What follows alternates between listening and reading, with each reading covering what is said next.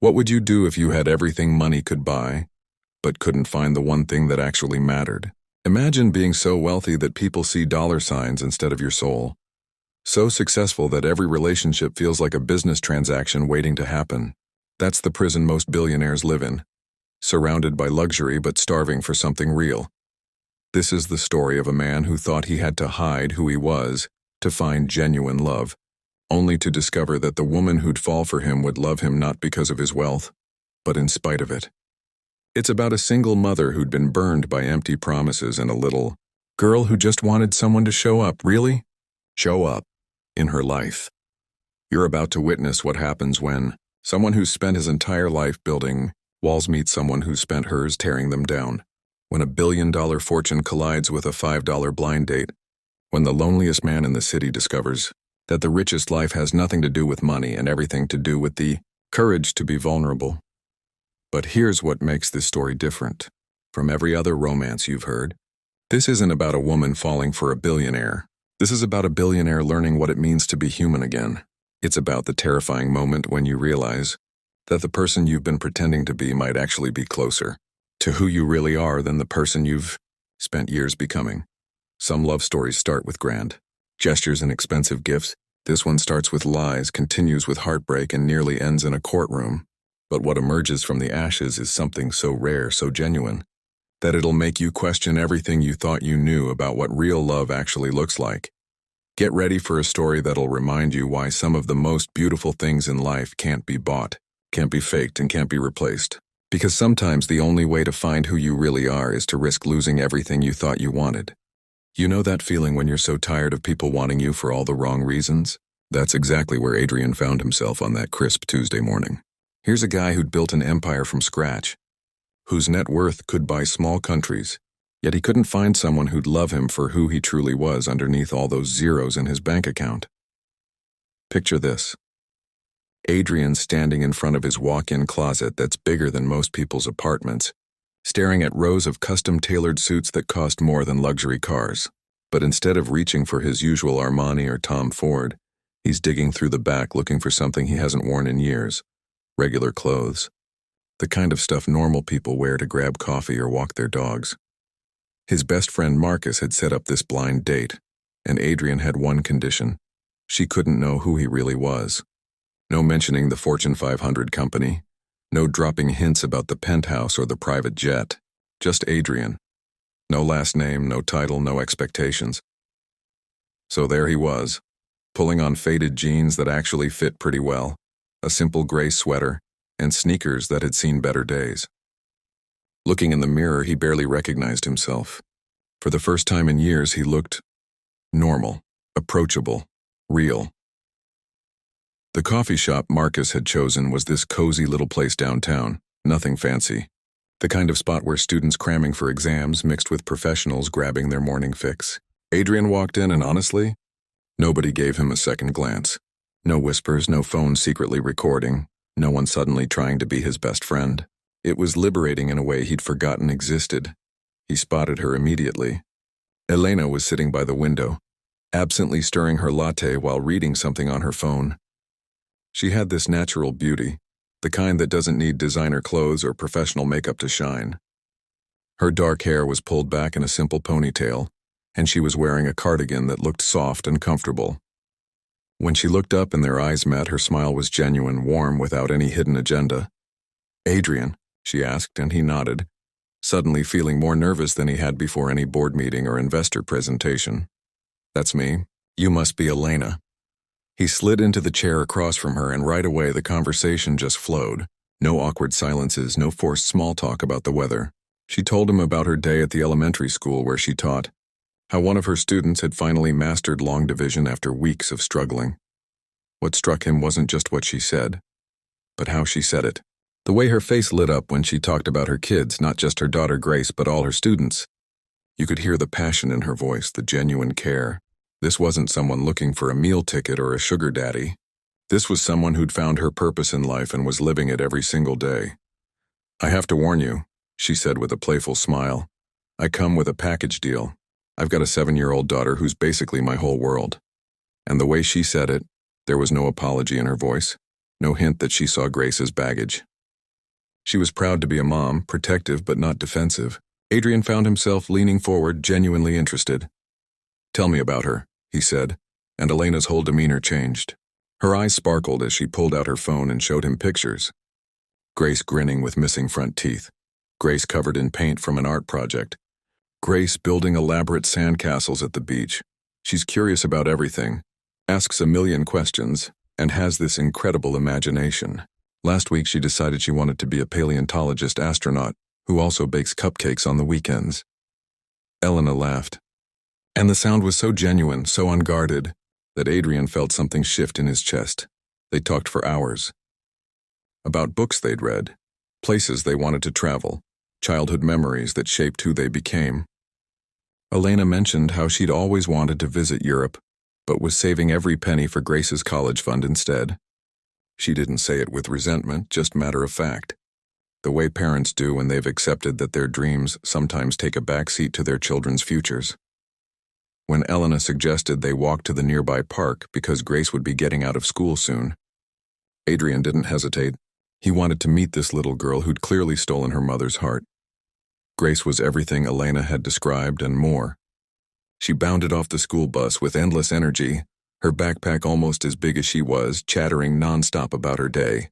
When Elena introduced Adrien as a friend, Grace looked him up and down with the serious expression kids get when they're sizing up adults. "Do you like ice cream?" she asked, which was apparently her litmus test for trustworthiness. "I do," Adrien answered honestly, and just like that, he was in. The three of them spent the afternoon at the Children's Museum, and Adrien watched Elena navigate motherhood with this effortless grace. She was patient when Grace wanted to try the same interactive exhibit 15 times, encouraging when Grace got frustrated with a puzzle, and firm but kind when Grace's excitement started to overwhelm other kids. But what really got to Adrien was watching Elena with her daughter. The way she crouched down to Grace's eye level when explaining something important, how she celebrated Grace's small victories like they were Olympic wins, the protective instinct that kicked in whenever Grace ran too far ahead. This was love in its purest form, unconditional, sacrificial, transformative. As the sun started to set and Grace began showing signs of the inevitable crash that follows a sugar and excitement high, Elena suggested they call it a day, but something had shifted between all three of them. There was an ease, a connection that felt natural and unforced. Walking back to Elena's modest sedan, Adrien found himself not wanting the day to end. When was the last time he'd spent hours with someone without checking his phone once? When was the last time he'd felt this normal, this content? "I had a really great time today," Elena said as she buckled Grace into her car seat. "Both of us did, didn't we, Gracie?" Grace nodded sleepily, then looked at Adrien with those big, trusting eyes. "Are you going to come to our house sometime?" "Mommy makes really good spaghetti." Elena blushed slightly. "Grace, we don't invite ourselves over to people's houses." But Adrien was already smiling. "I'd love that," he said, and meant it more than he'd meant anything in a long time. As he watched their taillights disappear into traffic, Adrien realized something profound was happening. For the first time in years, someone was getting to know him. Not his bank account, not his business empire, not his social status. Just him. And somehow that felt both terrifying and exactly what he'd been searching for all along. But there was one tiny problem nagging at the back of his mind as he walked to his own car. Eventually, Elena was going to find out who he really was. And when that moment came, would she still look at him the same way? Would Grace still think he was worthy of homemade spaghetti dinners? The weight of his secret was already starting to feel heavier than he'd anticipated. 3 weeks had passed since that first coffee date, and Adrien found himself living a double life he'd never imagined possible.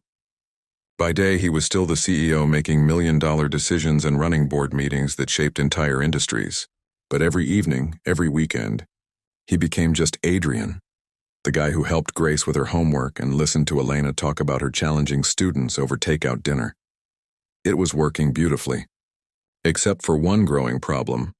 The weight of his secret was getting heavier by the day. Saturday morning found the three of them walking along the coastline, Grace running ahead to chase seagulls while Elena and Adrien strolled behind. Their hands intertwined in a way that felt more natural than breathing. The ocean breeze carried the scent of salt and freedom, and for a moment, Adrien almost forgot about the elaborate web of half-truths he'd been weaving. "You know what I love about you?" Elena said, stopping to watch Grace try to build a sandcastle that kept getting knocked down by the waves. "You're so genuine. In a world full of people trying to impress everyone, you just show up as yourself." The irony hit Adrien like a physical blow. Here was this incredible woman, praising him for the very thing he wasn't being: authentic. His chest tightened as he watched Elena's face, so open and trusting, completely unaware that the man she was falling for was living a lie.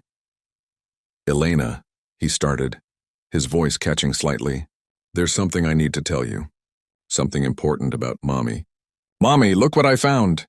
Grace's voice cut through the moment as she came running toward them, her hands cupped around something precious.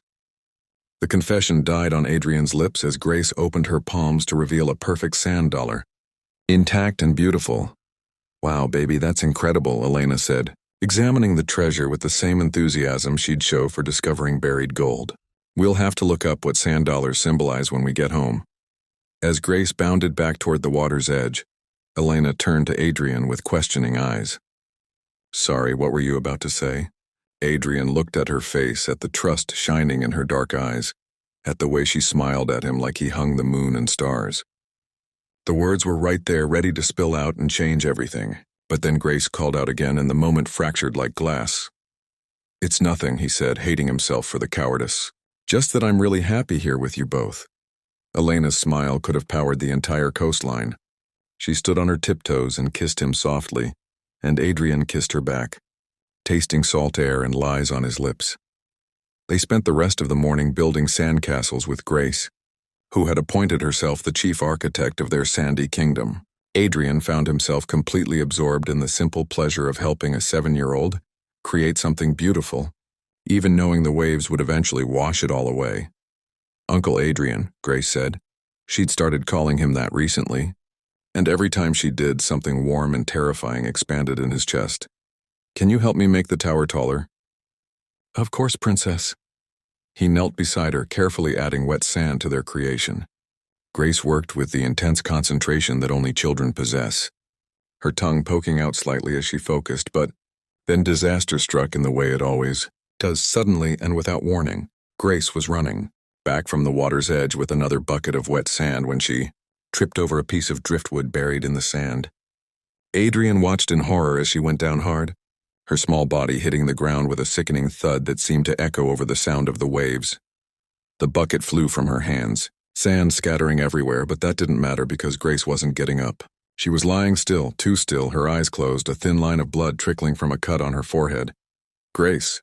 Elena's scream cut through the air as she ran toward her daughter, and Adrien was right behind her, his heart hammering so hard he thought it might burst from his chest. Elena dropped to her knees beside Grace, her hands shaking as she checked for breathing, for consciousness, for any sign that her baby was okay. "Grace, honey, can you hear Mommy? Come on, baby, wake up." Adrien was already on his phone, dialing 911 with fingers that felt too thick and clumsy. "We need an ambulance at Moonlight Beach near the north parking area." A 7-year-old girl fell and hit her head. She's unconscious. The next 20 minutes felt like 20 hours. Grace regained consciousness after what felt like an eternity, but was probably only a minute or two, crying and confused, which the paramedics assured them was actually a good sign.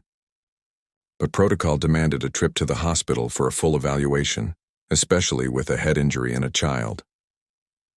Adrien rode in the back of the ambulance with Elena, who clutched Grace's small hand like a lifeline.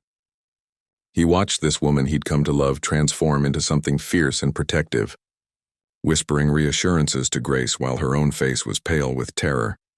At the hospital, they were swept into the controlled chaos of the pediatric emergency department. Elena never left Grace's side as they ran tests, CT scan, neurological exams, blood work.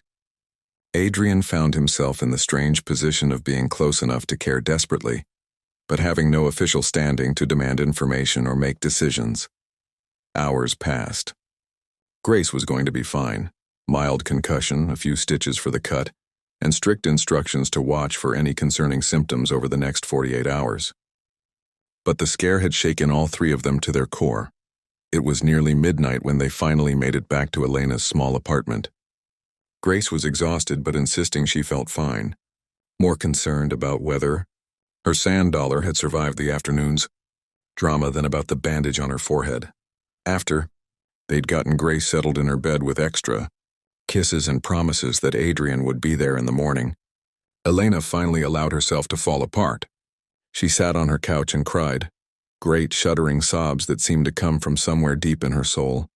Adrien held her, feeling completely helpless in the face of her fear. This was what real love looked like, he realized. Not the superficial attraction he'd mistaken for love in the past, but this raw, terrifying vulnerability that came with caring about someone more than you cared about yourself. I was so scared, Elena whispered against his chest. When I saw her lying there, for a second I thought I'd lost her. She's everything to me, Adrien, everything. I know, he said, stroking her hair. She's going to be okay. The doctors said, you don't understand. Elena pulled back to look at him, her eyes red-rimmed but fierce. She's all I have. Her father, he left when she was 2. Decided being a dad was too hard, too much responsibility. It's been just us ever since, and I've built my whole life around protecting her, providing for her, making sure she never feels abandoned again. The weight of her trust, her vulnerability, settled on Adrien's shoulders like a lead blanket. Here she was, opening her heart completely, and he was still hiding who he really was. The longer he waited, the bigger the lie became. But before he could find the courage to speak, Elena continued.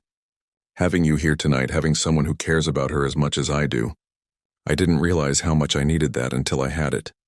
She fell asleep in his arms on the couch, emotionally drained from the day's events. Adrien stayed awake, staring at the ceiling of her modest living room, knowing that tomorrow he had to tell her the truth. Grace's accident had crystallized something for him. Life was too short and too fragile for lies. No matter how well-intentioned, the next morning dawned bright and clear, as if the universe was mocking the storm clouds gathering in Adrien's chest. Grace woke up in good spirits, more excited about having a battle scar to show her friends than concerned about any lingering effects from her fall-over breakfast, simple scrambled eggs, and toast that somehow tasted better than any 5-star meal Adrien had ever eaten. He watched Elena fuss over Grace, checking her pupils, asking about headaches, being the kind of attentive mother that made his chest ache with admiration. This was his moment. Grace was safely recovered, Elena was relaxed, and the morning light streaming through her kitchen window seemed to demand honesty. Elena, he began, setting down his coffee cup with hands that weren't quite steady. I need to tell you something. Something I should have told you from the beginning. She looked up from cutting Grace's toast into perfect triangles, her expression curious but not concerned. Not yet. I haven't been completely honest with you about who I am. Adrien continued, the words feeling like stones in his throat. My full name is Adrien Blackwell. I'm the CEO of Blackwell Industries. The knife Elena was holding clattered to the counter. The color drained from her face as the implications of his words sank in. Blackwell Industries. Even someone who didn't follow business news knew that name. It was impossible to live in the city and not see it on buildings, in the news, associated with wealth and power that most people could barely comprehend. She started, then stopped, her mind clearly racing. You're a billionaire. It wasn't a question. It was an accusation, delivered in a voice that was barely above a whisper but cut through him like a blade. Grace, oblivious to the tension suddenly crackling through the kitchen, piped up cheerfully. What's a billionaire? But Elena wasn't listening to her daughter. She was staring at Adrien like she'd never seen him before, and in a way, she hadn't. The man she'd fallen for, the one who wore faded jeans and helped with homework and built sandcastles, had been a carefully constructed fiction. How long? She asked, her voice steady now but cold as winter ocean water. How long were you planning to keep lying to me? And just like that, Adrien realized he'd waited too long. The truth that might have brought them closer 3 weeks ago now stood between them like an insurmountable wall. And he could see in Elena's eyes that she felt like she'd been tested and found wanting, that everything they'd built together had been nothing more than an elaborate game to him. The morning light that had seemed so hopeful moments before now felt harsh and unforgiving, illuminating the ruins of something that could have been beautiful. The silence in Elena's kitchen stretched on for what felt like hours, but was probably only seconds. Grace, still blissfully unaware of the bomb that had just detonated in their peaceful morning, was humming while she arranged her toast into different shapes on her plate. "Elena, please let me explain," Adrien said, his voice barely above a whisper. But she was already standing up, moving away from the table, putting physical distance between them like she needed space to breathe. "Explain what exactly?" Her voice was controlled, but he could see the hurt flickering behind her eyes like flames. "Explain how you've been lying to me for 3 weeks? Explain how you let me talk about struggling to pay Grace's school fees while you probably spend more on lunch than I make in a month?" "It wasn't like that." "Then what was it like, Adrien?" She crossed her arms, and suddenly the woman who'd been so warm and open with him looked like a fortress with all the gates locked tight. Was this some kind of experiment? See how long you could slum it with the poor single mom before you got bored. The accusation hit him like a physical blow because he could see exactly how it looked from her perspective. Rich guy lies about who he is, gets close to a struggling single mother and her daughter, reveals the truth only after he's already embedded himself in their lives. It sounded calculating and cruel even to his own ears, Mommy. Grace's small voice cut through the tension. "Why are you upset? Did Uncle Adrien do something bad?" Elena's face softened immediately when she looked at her daughter, and Adrien saw her make a visible effort to pull herself together. "Everything's fine, baby. Why don't you go brush your teeth while Uncle Adrien and I finish talking?" Grace looked between them with the intuitive wisdom children sometimes possess, sensing undercurrents she couldn't quite understand. But she nodded and padded out of the kitchen, leaving the two adults alone with the wreckage of trust scattered between them. "She calls me Uncle," Adrien said quietly. "Do you think that means nothing to me? Do you think these past 3 weeks have been some kind of game? I don't know what to think anymore." Elena leaned against the counter, suddenly looking exhausted. "I don't know who you really are. The man I've been falling for doesn't exist, does he?" "He does exist." Adrien stood up, desperate to make her understand. "Everything you've seen, everything we've shared, that's all real. The only thing I lied about was my bank account. Only?" Elena's laugh was bitter. "Adrien, you don't understand. When Grace's father left, he told me I wasn't enough. That our life together wasn't enough. Too small. Too ordinary. Too limiting for someone with bigger dreams. I swore I'd never let anyone make me feel that way again." The pieces were falling into place now, and Adrien realized his deception had triggered something much deeper than simple anger. Elena wasn't just hurt by his lies. She was reliving the abandonment and betrayal that had shaped her entire adult life.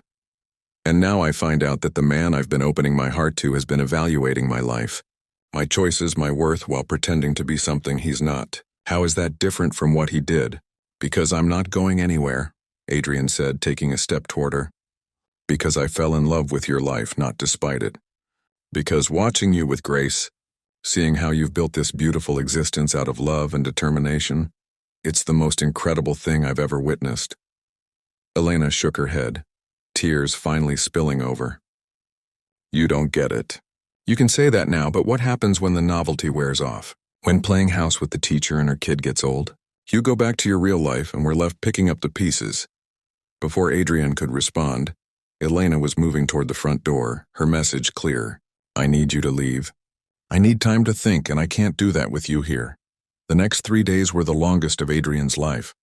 He threw himself into work, taking meetings he'd normally delegate, reviewing contracts that didn't need his attention, anything to keep his mind occupied.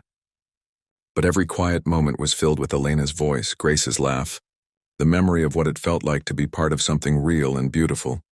On Thursday morning, he made a decision that his assistant thought had driven him completely insane.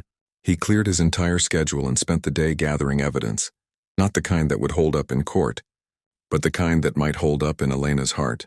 Photos from his childhood, showing a lonely kid who'd been raised more by nannies than parents. School records revealing the scholarship student who'd worked 3 jobs to pay for college.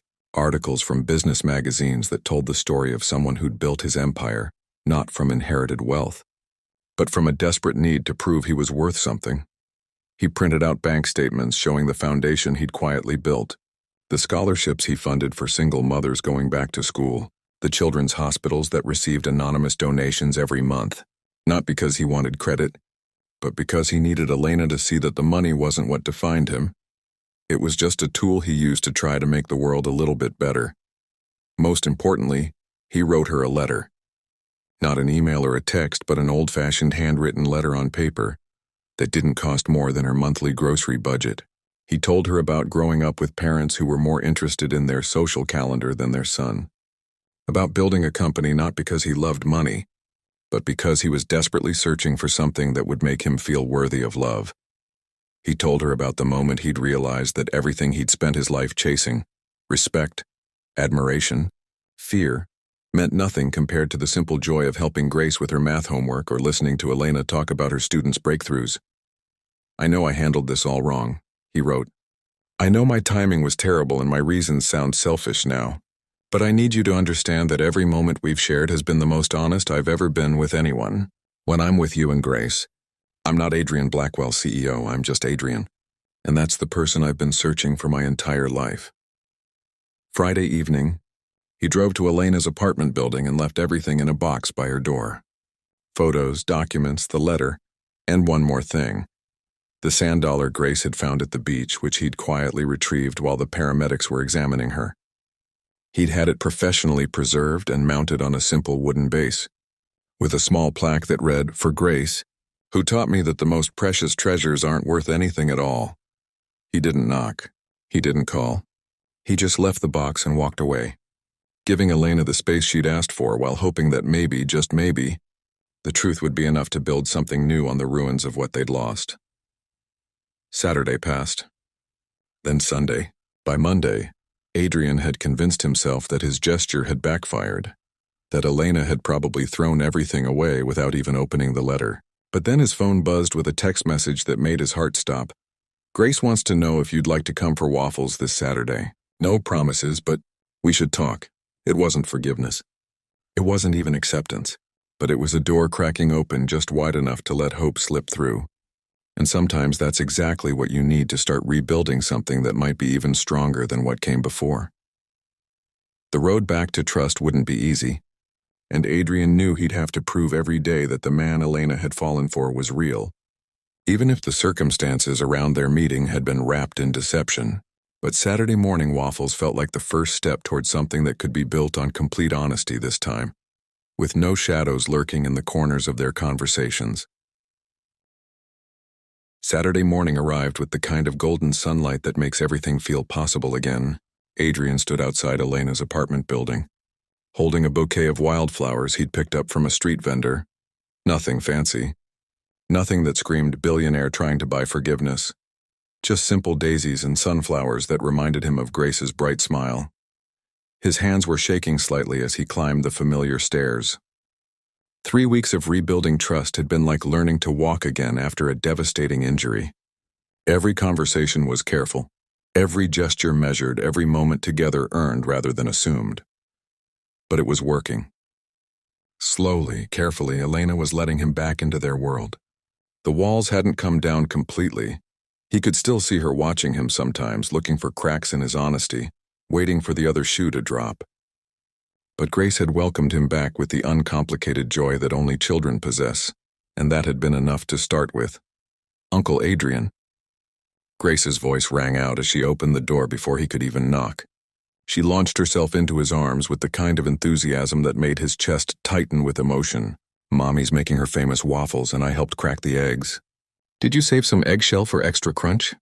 he teased, and Grace giggled like this was the funniest joke she'd ever heard.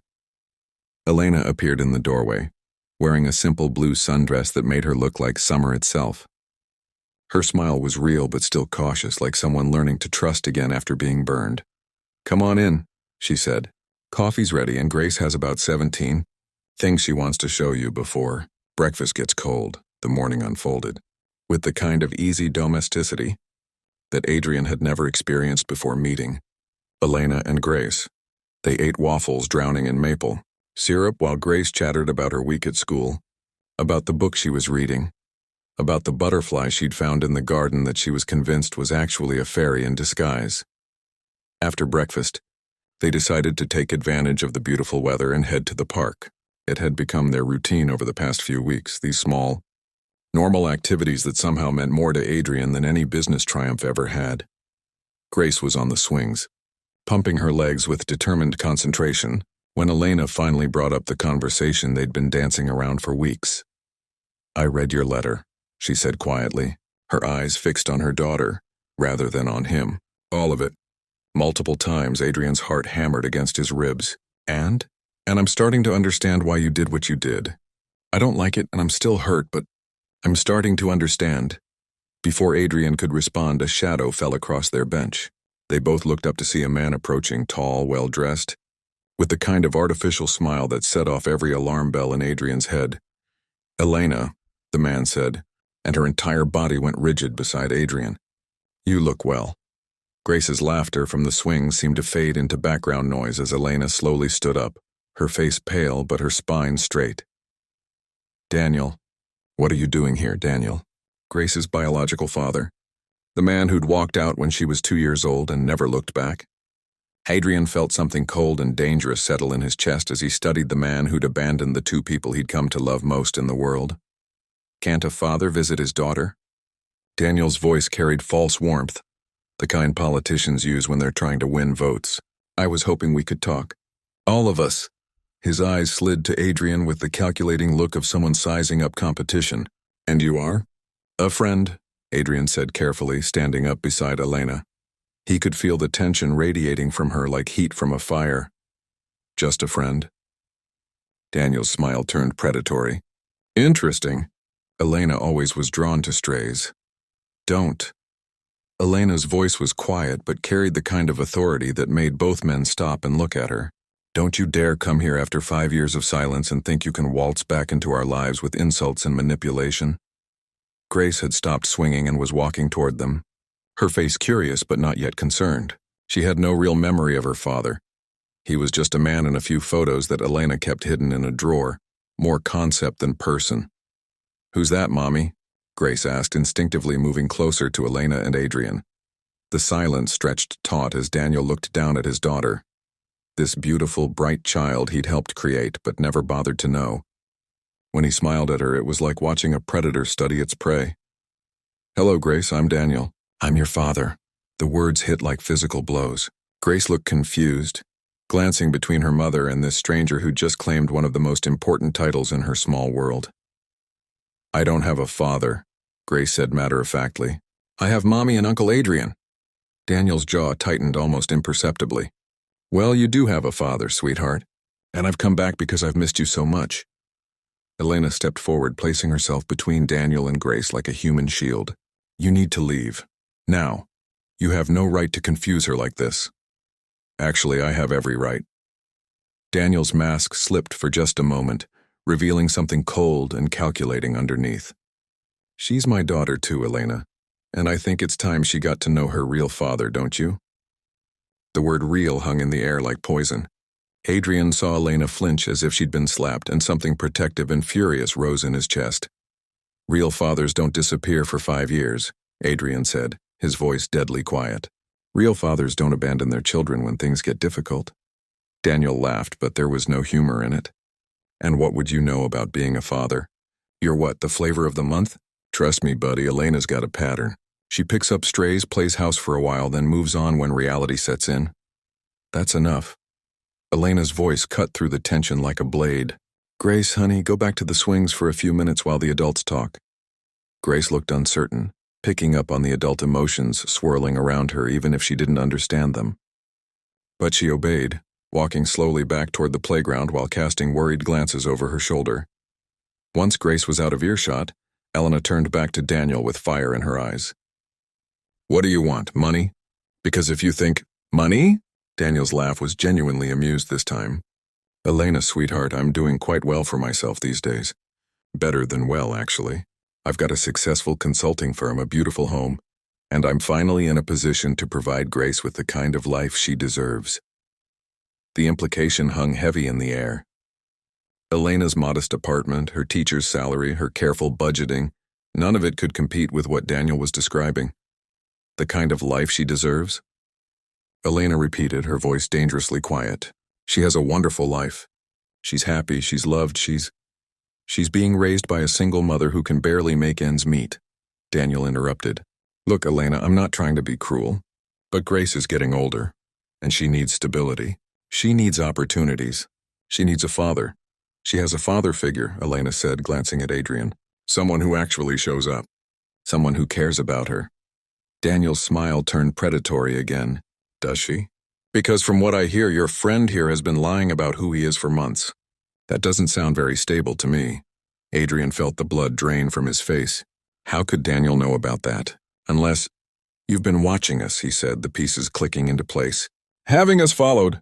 Daniel shrugged unapologetically. I like to know what I'm dealing with. And what I've discovered is that my daughter is being raised by a woman who makes poor choices in men. First me, granted, but now she's gotten involved with someone who's been deceiving her from day one.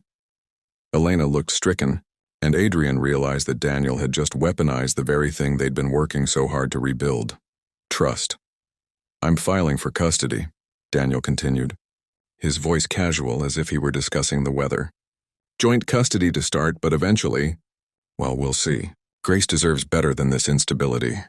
The world tilted sideways. Elena grabbed Adrien's arm for support, her face white with shock and fear. You can't, she whispered. You can't just disappear for 5 years and then waltz back in and demand, I can and I am. Daniel pulled out a business card and placed it on the bench. That's my lawyer's information. Elena, I suggest you get one too. A good one. He started to walk away, then turned back with an afterthought that felt like a dagger to the heart. Oh, and Elena? You might want to think carefully about your living situation. Courts don't look favorably on single mothers who move strange men in and out of their children's lives, especially men who lie about their identities. It raises questions about judgment, stability, fitness as a parent. With that parting shot, he walked away, leaving Elena and Adrien standing frozen in the aftermath of a bomb that had just detonated their carefully reconstructed world. Grace came running back, her face bright with innocent joy that made Adrien's heart break. Can we get ice cream now? That man looked mean, but you made him go away, so now we can have fun again, right? Elena knelt down and pulled her daughter into a fierce hug, her hands shaking as she stroked Grace's hair. Over Grace's head, her eyes met Adrien's, and he saw fear there that made his blood run cold. This wasn't just about custody or money or even Daniel's sudden return. This was about the fact that everything they'd built together, all the trust they'd so carefully reconstructed, was about to be tested in ways none of them were prepared for. The courthouse steps felt like climbing toward Judgment Day itself. Elena clutched her purse so tightly her knuckles had gone white, while Adrien walked beside her, his presence both comforting and terrifying. 6 weeks had passed since Daniel's ambush at the park, 6 weeks of legal preparations that had turned their lives upside down. Adrien had done what he did best. He'd assembled a team. The best family law attorney in the state, a child psychologist who specialized in custody cases, even a private investigator who'd quietly documented Daniel's 5-year absence. Money couldn't buy love or guarantee outcomes, but it could level a playing field that had seemed impossibly tilted against them. Remember what Margaret told us, Adrien said quietly, referring to their attorney. Stay calm. Answer only what's asked and trust the process. Elena nodded, though her face was pale with the kind of fear that goes bone deep. This wasn't just about legal custody. This was about whether a system of law could recognize what actual parenting looked like, versus what it appeared to be on paper. Inside the courtroom, Daniel sat with his own legal team, looking every inch the successful businessman in his tailored suit and confident demeanor. When he saw Elena and Adrien enter, his smile was the kind predators wear when they're certain their prey is cornered. Judge Patricia Henley entered, and the battle for Grace's future officially began. Daniel's attorney, a sharp-faced woman named Rebecca Stone, painted a picture that was both factually accurate and devastatingly misleading. Your Honor, my client acknowledges that he made mistakes in his youth. He was 23 when Grace was born, unprepared for the responsibilities of fatherhood, and he made the difficult but honest decision to step away rather than provide inadequate care. Elena's stomach churned as Stone continued, spinning Daniel's abandonment into some kind of noble sacrifice. However, my client has spent the past 5 years building a stable, successful life. He owns his own consulting firm with annual revenues exceeding $2 million. He has a 4-bedroom home in the suburbs with excellent schools nearby.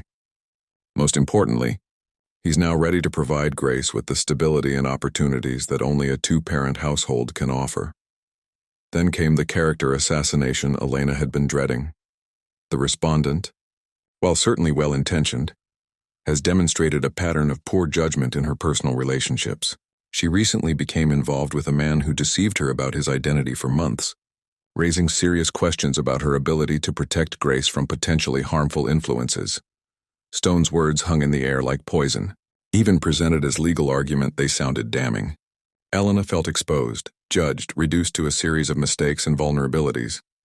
But then Margaret Rose stood up, and Elena remembered why Adrien had insisted on hiring the best attorney money could find. Your Honor, let's talk about what actually matters in a child custody case. The best interests of the child.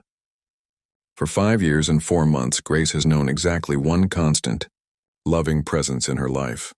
Her mother. Margaret moved with the confidence of someone who'd fought these battles many times before and won. Ms. Rodriguez has been Grace's sole provider, protector, and parent since Grace was 2 years old. She has never missed a parent-teacher conference, never failed to be there when Grace was sick, never once prioritized her own needs above her daughter's welfare. The attorney gestured toward a thick folder on her table.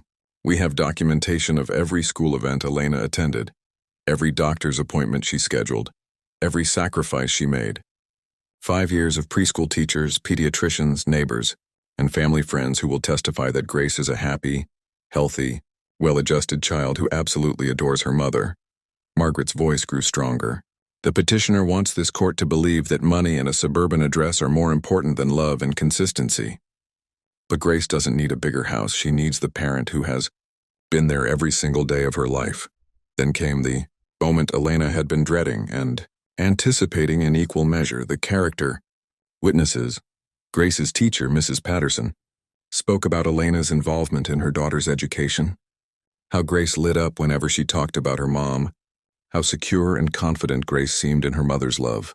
Dr. Sarah Kim, Grace's pediatrician, testified about Elena's attentiveness as a parent, how she never missed appointments, how she advocated fiercely for Grace's health and well-being.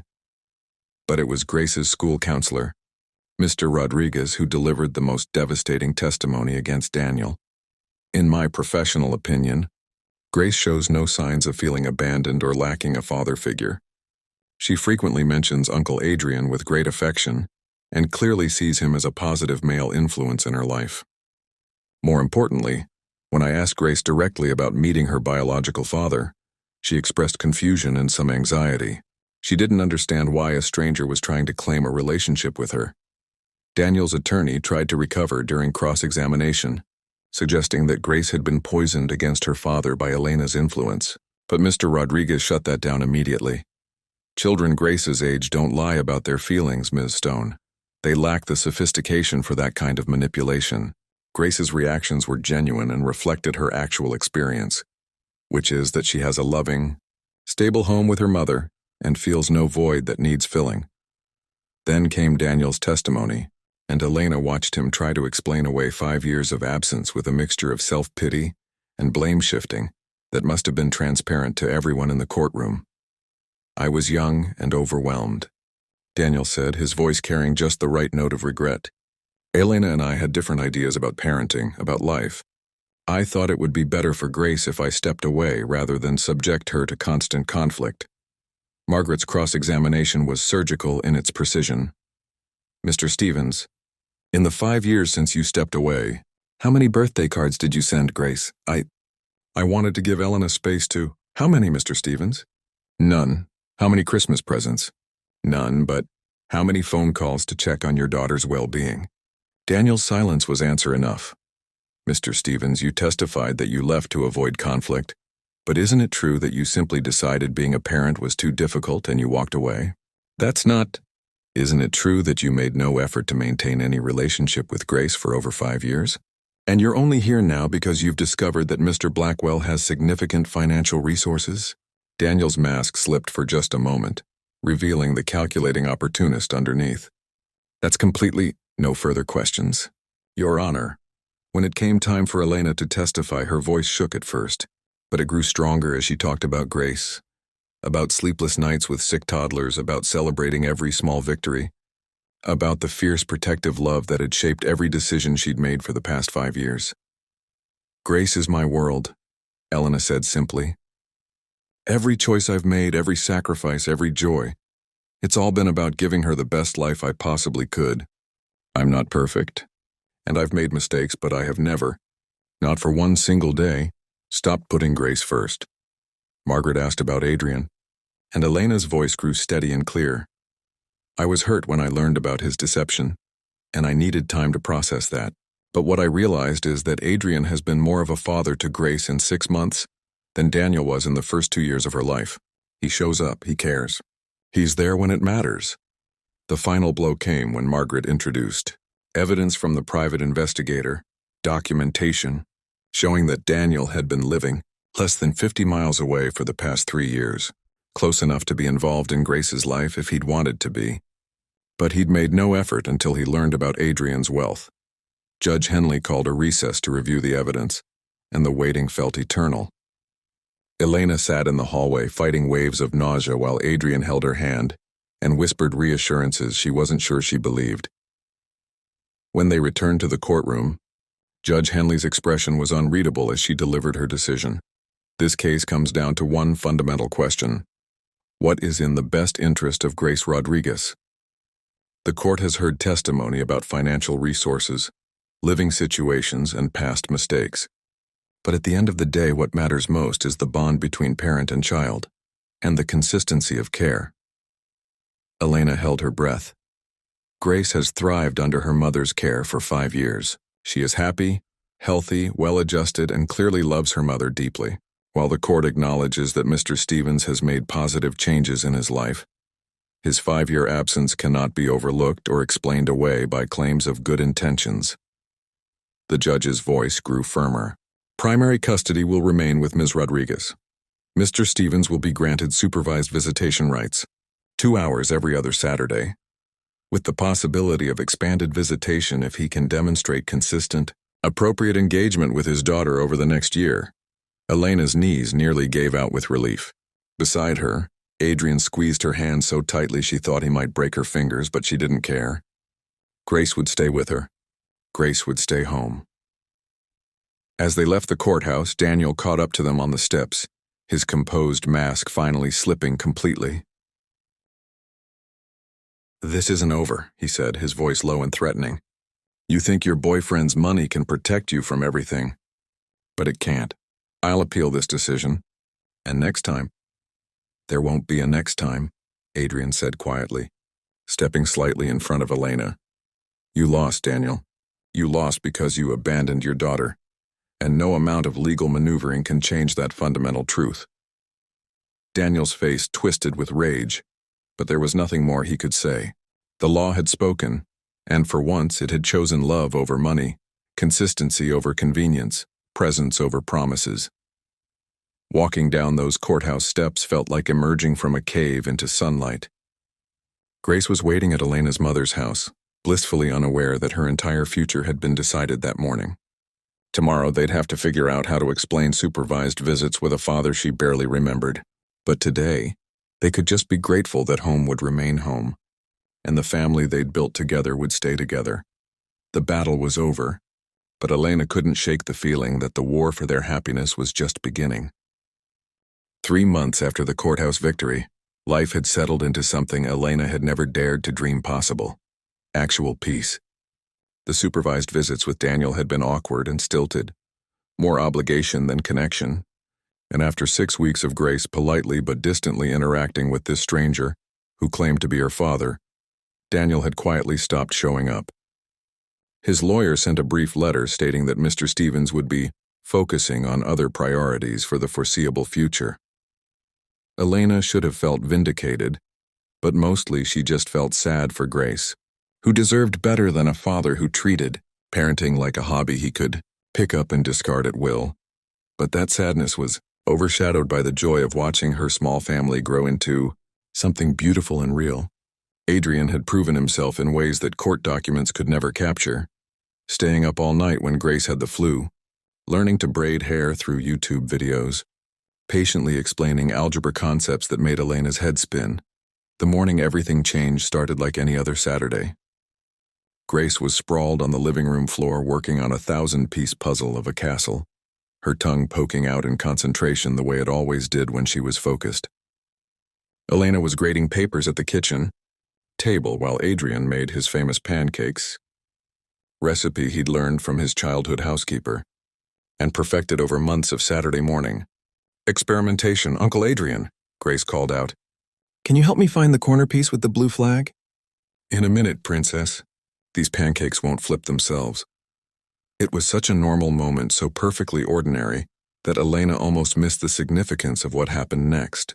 Grace looked up from her puzzle with the serious expression she got when she was working through something important in her 7-year-old mind. "Uncle Adrien, are you going to live with us forever?" The question hung in the air like a soap bubble, delicate and full of hope. Adrien paused in his pancake flipping, and Elena felt her breath catch in her throat. "Would you like me to?" Adrien asked carefully, glancing at Elena over Grace's head. Grace nodded so enthusiastically her ponytail bounced. "Yes. Then you could read me bedtime stories every night and help me with my math homework, and we could be a real family like the ones in my books." Elena felt tears prick at her eyes. Out of the mouths of babes, Grace had just articulated what all three of them had been dancing around for months. That afternoon, while Grace was at her friend Sophie's house for a sleepover, Adrien brought up the conversation again. "She has a point, you know," he said as they walked through the botanical gardens downtown, their hands intertwined like teenagers. "We're already living like a family. I'm here most nights anyway, helping with homework and bedtime routines. Maybe it's time to make it official." Elena's heart started beating faster. "Official how?" "Move in together, all of us." "I found a house." He stopped walking and turned to face her. "I mean, I had my realtor start looking. I wanted to talk to you first, obviously, but Elena, I found the perfect place." The excitement in his voice was infectious, and Elena found herself smiling despite her nerves. "Tell me about it." "It's in Grace's school district, so she wouldn't have to change schools. 4 bedrooms, so she could have her own space and maybe a playroom. There's a huge backyard with an old oak tree that's perfect for a swing. The kitchen has this enormous island where she could do homework while we cooked dinner." Adrien was painting a picture, and Elena could see it so clearly it made her chest ache with longing. "And there's this reading nook by the front window with built-in bookshelves. I kept thinking about how Grace would love to curl up there with her fairy tale books." "Adrien," Elena said softly, "that sounds like something out of a dream." "It doesn't have to be just a dream." His hands found hers and his voice grew serious. "Elena, these past few months have been the happiest of my life. Not because of what we've overcome, but because of what we've built together. You and Grace, you're my family now." Before Elena could respond, her phone buzzed with a text from Sophie's mom asking if Grace could stay for dinner too since the girls were having such a good time.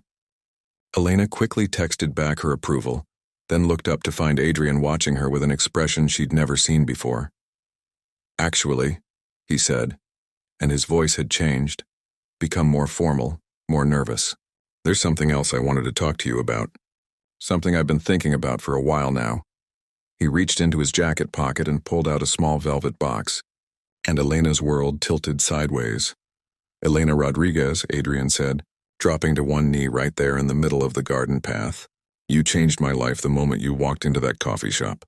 You and Grace showed me what real love looks like, what family actually means." Elena's hands flew to her mouth as tears started streaming down her face. This was happening. This was actually happening. "I know I messed up in the beginning with my lies and my fears, but you gave me a second chance, and I swear to you that I will spend the rest of my life earning that trust every single day. I want to be Grace's father in every way that matters. I want to be your husband. I want us to build a life together that's based on truth and love and terrible Saturday morning pancakes." He opened the box to reveal a ring that was absolutely perfect, elegant but not ostentatious, beautiful but not flashy, the kind of ring that said forever without screaming, "Look how much money I have. Will you marry me?" Elena was crying too hard to speak for a moment. This man who could have anyone, who could have any life he wanted, was choosing them, choosing her daughter's bedtime stories and homework help in the chaos of a real family. "Yes," she finally managed to whisper, then louder. "Yes, of course, yes." Adrien slipped the ring onto her finger with hands that shook slightly, then stood up and kissed her like they were the only 2 people in the world. Around them, other garden visitors started applauding, but Elena barely heard them. She was too busy memorizing this moment, this perfect, impossible moment when her life changed forever. Grace is going to lose her mind. Elena laughed through her tears. She's been asking me for months when you were going to become her real daddy. Legally, I'd like to adopt her, Adrien said seriously. If you're comfortable with that. If she wants that. I know Daniel still has parental rights technically, but he signed them away last week, Elena interrupted. His lawyer called. Apparently he's moving to California for a new business opportunity, and decided Grace would be better off without the confusion of long-distance parenting. His words, not mine. Adrien's face went through a series of emotions: anger at Daniel's continued selfishness, sadness for Grace, and then pure joy at the implications. So I could really be her father. Legally, officially, she'd love that more than anything in the world. They spent the rest of the afternoon looking at the house Adrien had found, and Elena fell in love with it immediately. It wasn't a mansion, it was just a beautiful, comfortable family home with character and charm and enough space for all of them to grow. The previous owners left the tree swing, the realtor mentioned as they explored the backyard, and Elena could practically see Grace flying through the air, laughing with pure joy. 6 months later, they were married in that same backyard under the oak tree, with Grace as maid of honor in a purple dress she'd picked out herself. The guest list was small: Elena's family, a few close friends, and Marcus, who couldn't stop grinning as he watched his best friend become the family man he'd never thought possible. Judge Henley officiated the adoption ceremony the week before the wedding, and when she declared that Grace Elena Rodriguez was now legally Grace Elena Blackwell, there wasn't a dry eye in the courthouse. Grace took her new name as seriously as any royal title, practicing her signature for hours and introducing herself to strangers as Grace Blackwell, daughter of Adrien and Elena.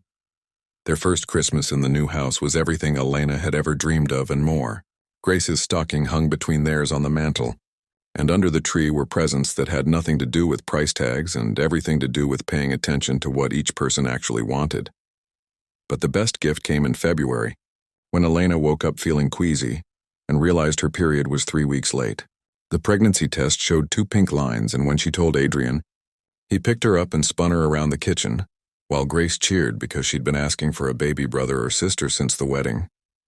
Standing in their kitchen that morning, watching Grace draw pictures of their growing family while Adrien rubbed Elena's still flat belly and whispered promises to the baby who couldn't hear him yet, Elena realized that sometimes the most extraordinary stories begin with the simplest decisions. A decision to take a chance on a blind date. A decision to trust again after being hurt. A decision to choose love over fear, truth over comfort, family over everything else that seemed important but ultimately wasn't.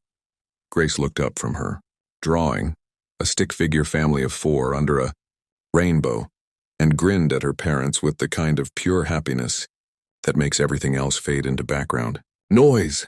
This is the best family ever," she announced, and Elena couldn't have agreed more. And there you have it, a love story that started with deception but ended with the kind of truth that changes everything. Adrien thought he needed to hide his wealth to find real love, but what he actually needed was the courage to be vulnerable, to show up consistently, and to prove that his heart was bigger than his bank account. Elena's journey reminds us that sometimes the greatest strength isn't in building walls to protect ourselves, but in having the courage to let them down when the right person proves they're worth the risk. She didn't fall for a billionaire. She fell for a man who chose to show up every single day, who put Grace's needs before his own comfort, who understood that love isn't about what you can provide, but about who you choose to become. But here's the lesson that'll stick with you long after this story ends. Authenticity isn't about perfect timing or perfect circumstances. It's about choosing truth over comfort, consistency over convenience, and love over fear. Even when it's terrifying, even when it's messy, even when everything in your past tells you to run. Think about your own relationships. Are you showing up as your real self? Or are you hiding behind masks that you think make you more acceptable? Are you choosing partners based on what they can give you, or on who they are when nobody's watching? Are you building something real or just playing it safe? The most powerful moment in this story wasn't when Adrien revealed his wealth. It was when he chose to stay and fight for his family, instead of walking away when things got complicated. It wasn't the money that made him Grace's real father. It was showing up to every school play, every bedtime story, every moment that mattered. Real love doesn't happen in perfect circumstances with perfect people. It happens when two imperfect people choose to build something together that's bigger than their individual fears and flaws. It happens when you stop looking for someone to complete you and start looking for someone to grow with. So here's my challenge for you. Stop waiting for perfect conditions to be authentic. Stop hiding parts of yourself because you think they're not enough.